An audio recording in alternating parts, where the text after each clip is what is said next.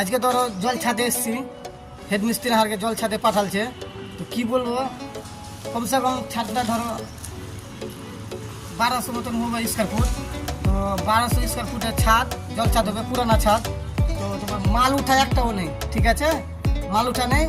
আর এদিকে হেডমিস্ত্রি কোচে আমরা ভোগাতে কোচে মাল উঠা আছে, আর এসে দেখছি দেখো মাল ফাল কিছু উঠা নেই।